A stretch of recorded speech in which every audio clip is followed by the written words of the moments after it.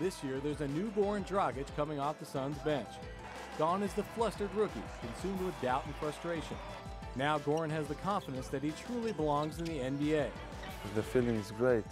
Finally, I have some responsibility, and that when it's a game time, I play a lot of minutes and crucial minutes too. So this means a lot to me. He just feels like now, like, okay, this is when I'm out there, it's my team, I'm running the show.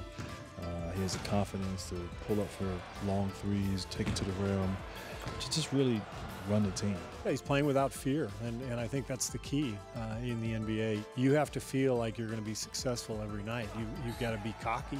You've got to believe in what you're doing, and that's where Goran is now. His shooting's been, I think, phenomenal and a big part of his improvement, and he's just more comfortable out there, and I think a lot of that has to do with Alvin, you know, imploring him to be aggressive and be himself, and he's a talented kid, and he's getting better all the time.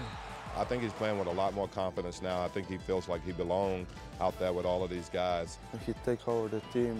He just said, "Kid, just play your basketball. Don't worry about mistakes and just play." So now I feel like if I'm playing backyard with my friends back in Europe. Playing behind a future Hall of Famer like Steve Nash comes with tremendous pressure and unrealistic expectations. But the organization has encouraged him to play his game.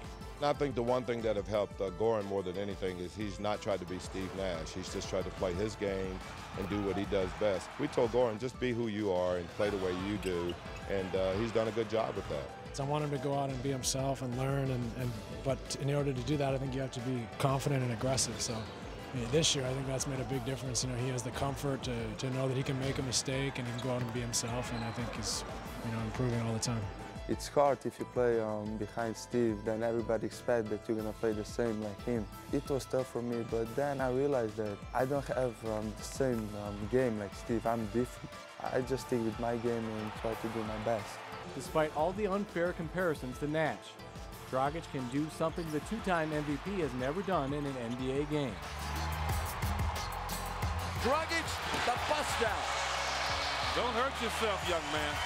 In terms of leaping ability and speed, end-to-end speed, Goran's got him beat. Still, every time when I dunk, I'm joking with Steve Nash. I still got 5 more dunks than Steve Nash. I was counting the other day, and I think if I get probably about 12 to 15 next year, I think, you know, prorating how many he'll get next year, I think that we could be in a boat race that I could have my career with more dunks than him. It's one of those things, he's got young legs, you know. I'm sure when Steve was 23, he could dunk too. With a couple more years as Steve's understudy, the team is excited about Goran's ability to grow and lead this team into the next chapter of Phoenix Suns basketball.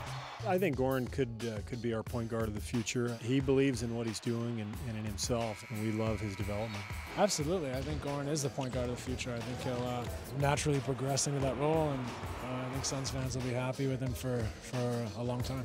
Sometimes my mind just sleeps and I'm thinking about how it's going to look when I'm going to take over the team. I still imagine like how it's going to be when me, Robin, Earl is going to be when we're going to play a lot of minutes. And I think so that is going to be great. Here's Dragic to Lopez. Oh, yes, sir.